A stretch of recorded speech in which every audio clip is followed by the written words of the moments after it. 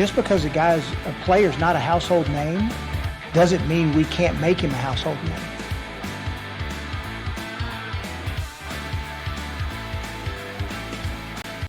Hello, I'm Lawrence Owen, and this is another Sportscaster NFL News Update. So, let's decide who's going to be the MVP next year, right? Well, I mean, there's a lot of candidates out there that are obviously at the top of the line. You got Lamar Jackson, you got Patrick Mahomes, you got Aaron Rodgers, and Tom Brady's and things of that nature that are legitimate contenders for being there. But what about the dark horse candidates? I'm going to go over 4 dark horse candidates that could potentially be in the running for MVP this upcoming season. Now, when I'm talking about dark horse, I'm, for one thing, not talking about rookies. All right, if you're a rookie, count yourself out. There hasn't been a rookie MVP, I think, since Earl Campbell or something. Okay, we're not going there. Okay, Jim Brown, I think, was the one previous to that. So rookies are out of the question. Joe Burrow and Tua and Simmons and all them, they're not in the running for this MVP candidate discussion. Now, other guys that are also, I'm going to count out mostly a lot of the defensive players, because defensive players haven't been in it in a long time. Even Aaron Donald and J.J. Watt. I mean, look how good T.J. Watt was last year, right? Look how good Bosa was for the Niners last year. Not even in the running. I'm going to go after offensive candidates, dark horse candidates, that the previous year you was going to be like, but this year you look at, and there's a real possibility that they may actually be an MVP candidate, especially later on in the season if things go right for them. Now, that first player I want to talk about is a big deal in my opinion. Huge deal. A lot of people are looking at it going, wow, this guy could actually be somebody. Well, let's just move this over to the side here and look at, we have Josh Rosen. Josh Allen. If Josh Rosen becomes MVP, that's going to be impressive considering he's third string. No, Josh Allen is actually a legitimate contender. I'll give him that. Especially considering he played decent last year. He was very exciting for plays. But he had some mental mistakes. Now, this year they went out. They got him some extra players. They got him Stephon Diggs to go with John Brown. Cole Beasley. Oh my gosh, Devin Singletary back there. You got TJ Yeldon at running back. He's got receivers. He's got a running game to take pressure off of him when he's throwing the football. And John Brown, Stephon Diggs, they could take top off defenses. So yes, as long as he takes away from a major issue of making mental mistakes, throwing to players he shouldn't be throwing to, stuff like that. Throw the football away when you need to throw the football away. Play to win. Don't play to lose. Okay? Play to win. That's my first thought when I think of Josh Allen. Great talent. Great talent. And hopefully this year he can improve on that talent. Now let's go talk about the next person who I think is a dark horse candidate for the 2020 MVP. And we have, in a very similar situation, Drew Locke. That's right, Drew Locke. You're going to look at me and laugh. A lot of people are probably going to look at me and laugh. I think, you know what? He's got Melvin Gordon. Again, Phillip Lindsay, Royce Freeman. He's got a running back stable that is going to take so much pressure off of him when he steps back to throw that football.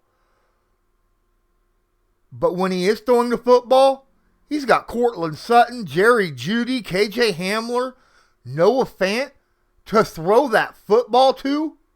Holy crap. He's in a better situation, in my opinion, than Josh Rosen is, or Josh Allen. I don't know why I keep saying Rosen. Probably because the three of us, my other two compatriots yesterday, were talking about Rosen quite a bit last night. But anyhow, my apologies. Josh Allen. Josh Allen's got some targets, got some weapons, but to be fair, Drew Locke's got a lot more weapons. And he's in a division against the Chiefs. He's in a division that outside of his own team, there's not a lot of great defenses there. Kansas City's not known for great defense. San Diego's not known for great defense. They got pretty good pass rushers. They got a decent safety. But their linebacking core is not the greatest in the world. You know, their corners, come on. The Raiders is getting better. But Drew Locke with Cortland Sutton, Jerry Jeudy, KJ Hamler, Noah Fant. And then we all know what Melvin Gordon can do and Phillip Lindsay can do when they catch the football out of the backfield. Drew Locke is a serious contender if things go right for him. Right?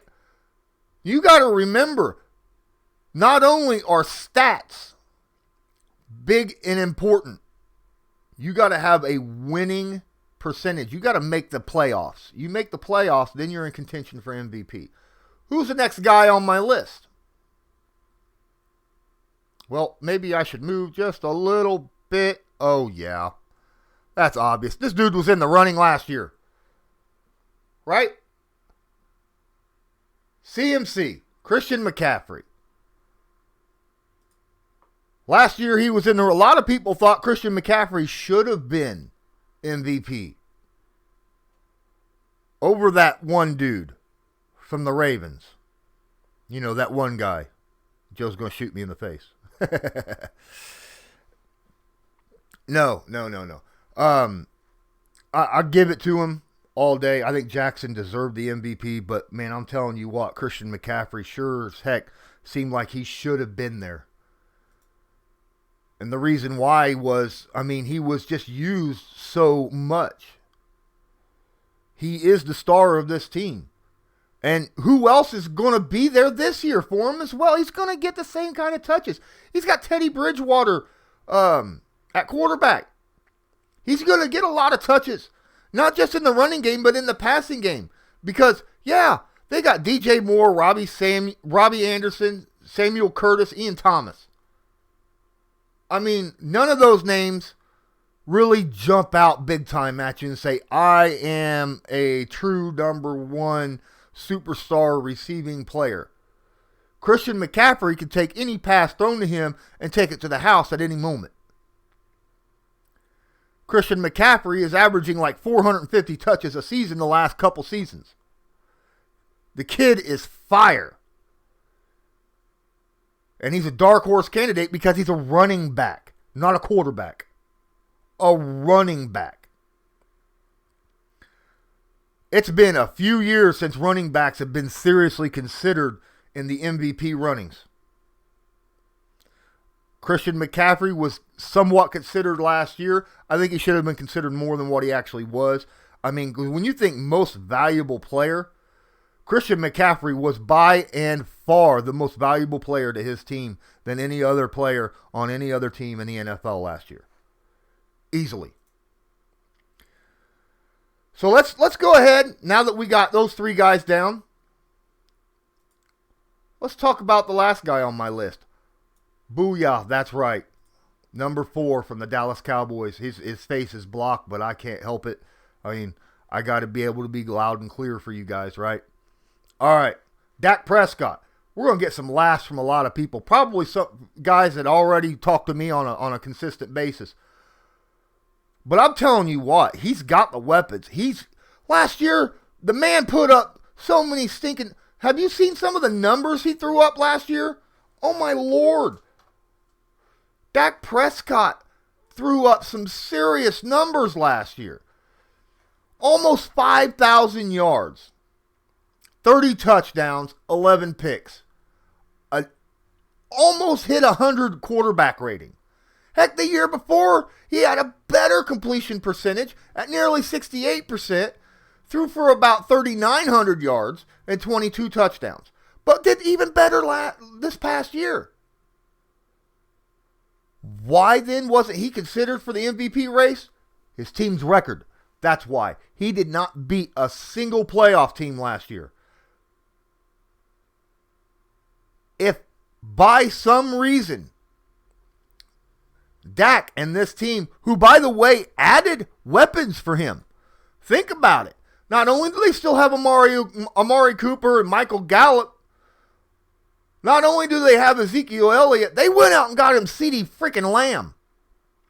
CeeDee Lamb. The kid's got receivers just everywhere.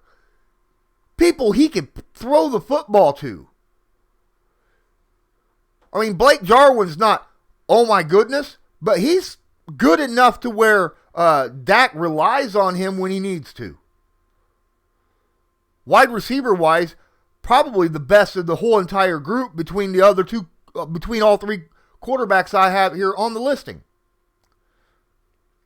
If Dak can have the same similar numbers as he had last year and somehow, some way, come away with 10 wins or more, beat a few playoff teams, make it to the playoffs, he'll be in serious consideration as a dark horse candidate for the MVP of next year. No question in my mind. So those are my 4 dark horse candidates for the MVP. Josh Allen, Drew Locke, Christian McCaffrey, Dak Prescott. If you like my list, please hit that favorite buttons down there. Give me a follow here on Sportscaster. If you can't do that and you weren't able to join the live chat, by the way, speaking of live chat, I want to thank Yankee Mary 45 and Dick for Cavs for joining my stream here on Sportscaster. Spend 30 seconds, make a quick profile. That way you could do likes, you could join in the chat, and all that other stuff. I appreciate any kind of commentary from people on the side. Allow me to answer questions for you live right here. And until next time, I'm Lawrence Owen for Sportscaster News. And until next time, as usual, have a good one.